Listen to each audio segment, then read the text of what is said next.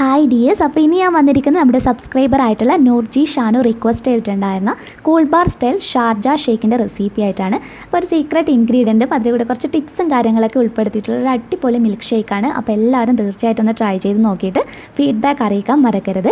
പിന്നെ ആരെങ്കിലും ഈ ചാനലിൽ നിന്ന് പുതിയതായിട്ട് കാണുന്നുണ്ടെങ്കിൽ നിങ്ങൾക്ക് എൻ്റെ റെസിപ്പീസ് ഇഷ്ടപ്പെടുവാണെങ്കിൽ സബ്സ്ക്രൈബ് ചെയ്യാൻ മറക്കരുത്.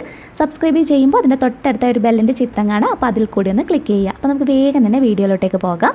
അപ്പോൾ മിൽക്ക് ഷേക്ക് തയ്യാറാക്കി എടുക്കുന്നതിനായിട്ട് ഞാനിപ്പോൾ ഒരു 6-7 കശുവണ്ടി പരിപ്പ് വെള്ളത്തിൽ കുതിർത്തി വെച്ചിട്ടുള്ളതാണ്. അപ്പോൾ നമ്മൾ മിൽക്ക് ഷേക്ക് ഉണ്ടാക്കിയെടുക്കുന്നതിന് കുറച്ച് മുന്നേ കുതിർത്തി വെക്കുകയാണെങ്കിൽ നല്ല സ്മൂത്തായിട്ട് നമുക്കൊന്ന് അരച്ചെടുക്കാം. പിന്നെ നമുക്ക് ആവശ്യമായിട്ടുള്ളത് കുറച്ച് നിലക്കടലയാണ്. വറുത്ത നിലക്കടല വേണം നമ്മൾ ഇതിന് വേണ്ടിയിട്ട് ഉപയോഗിക്കാൻ വേണ്ടിയിട്ട്. ഈ നിലക്കടല ഇതിനൊരു സ്പെഷ്യൽ ടേസ്റ്റാണ്. അപ്പോൾ ഇതൊന്നും ഒരിക്കലും സ്കിപ്പ് ചെയ്യരുത്. ഇതേ മെത്തേഡിൽ തന്നെ മാക്സിമം ചെയ്തെടുക്കാൻ വേണ്ടിയിട്ട് നോക്കുക. 2 മിനിറ്റ്സ്. ഇനി നിങ്ങളുടെ കയ്യിൽ നിലക്കടല ഇല്ല എന്നാണെങ്കിൽ നിങ്ങൾക്ക് റോസ്റ്റ് ചെയ്തിട്ടുള്ള കശുവണ്ടി പരിപ്പും ഉപയോഗിക്കാം. ഇനി നമുക്ക് ആവശ്യമായിട്ടുള്ളത് കട്ടപ്പാലാണ്.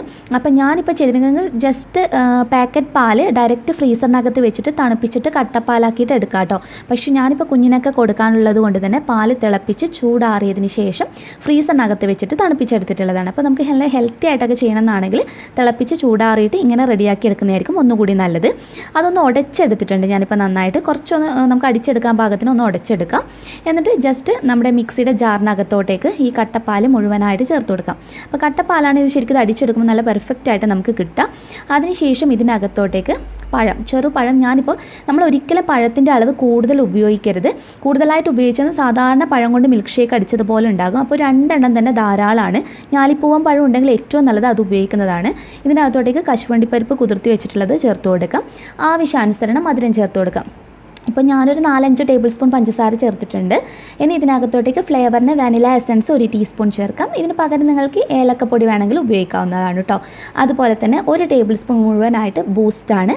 ബൂസ്റ്റിൻ്റെ ഫ്ലേവർ ഇഷ്ടമില്ലാത്ത ഒത്തിരി പേരുണ്ട്. അവർക്ക് വേണമെങ്കിൽ ഹോർലിക്സ് വെച്ചിട്ട് വേണമെങ്കിലും അങ്ങനെയും ചെയ്യാം. ഇനി ഇതിനകത്തുള്ള സീക്രട്ട് ആയിട്ടുള്ള ഒരു ഇൻഗ്രീഡിയൻറ്റ് എന്ന് പറയുന്നത് കോഫി പൗഡറാണ്. ഇൻസ്റ്റൻ്റ് ആയിട്ടുള്ള കോഫി പൗഡർ ഏത് വേണമെങ്കിലും നിങ്ങൾക്ക് ഉപയോഗിക്കാം. ഞാനിപ്പോൾ ബ്രൂ കോഫി പൗഡറാണ് യൂസ് ചെയ്തിട്ടുള്ളത്. ഇതൊരു സ്പെഷ്യൽ ടേസ്റ്റാണ് ഈ ഒരു മിൽക്ക് ഷേക്കിന്. ഇത്രയും ചേർത്തതിന് ശേഷം ഞാൻ നന്നായിട്ടൊന്ന് അടിച്ചെടുത്തിട്ടുണ്ട്. അപ്പോൾ നല്ല തിക്കായിട്ട് കണ്ടില്ലേ, നമ്മൾ ആ കട്ടപ്പാൽ ഇതൊക്കെ ചേർന്ന് നല്ല തിക്കായിട്ട് നമുക്ക് റെഡിയായി കിട്ടിയിട്ടുണ്ട്.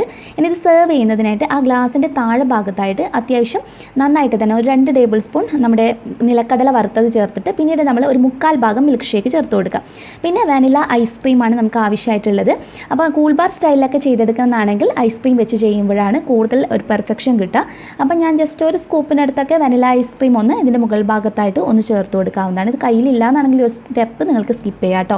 ടോപ്പിലായിട്ട് കുറച്ച് ബൂസ്റ്റ് ഞാനൊന്ന് അരിപ്പ വെച്ചിട്ട് വെതറി കൊടുക്കുകയാണ് ചെയ്യുന്നത്. അപ്പോൾ നല്ല രീതിയിൽ നമുക്ക് ചെയ്തെടുക്കാം. പിന്നെ ആവശ്യാനുസരണം നട്ട്സ് ഇതിൻ്റെ മുകൾ ഭാഗത്ത് വീണ്ടും ചേർത്ത് കൊടുക്കാവുന്നതാണ്. അപ്പോൾ ഈ രീതിയിൽ നിങ്ങളൊന്ന് ചെയ്ത് നോക്കൂ കേട്ടോ. ഈ കോഫി മിക്സും ബൂസ്റ്റും ഒക്കെ മിക്സാക്കി, അതുപോലെ കശുവണ്ടി പരിപ്പും ഈ നിലക്കടല മെയിനായിട്ടുള്ളൊരു ടേസ്റ്റാണ്. അപ്പോൾ ഇതൊക്കെ ഈ ഒരു രീതിയിൽ തന്നെ ഫോളോ ചെയ്തിട്ട് ഒന്ന് ചെയ്ത് നോക്ക്. എന്തായാലും ഇഷ്ടമാകും. ഉണ്ടാക്കി നോക്കിയിട്ട് ഫീഡ്ബാക്ക് അറിയിക്കാൻ മറക്കരുത്. നെക്സ്റ്റ് വീഡിയോയിൽ ഇനിയും നല്ലൊരു വെറൈറ്റി ഡിഷ് കാണാം. അതുവരെ ടേക്ക് കെയർ. Bye bye.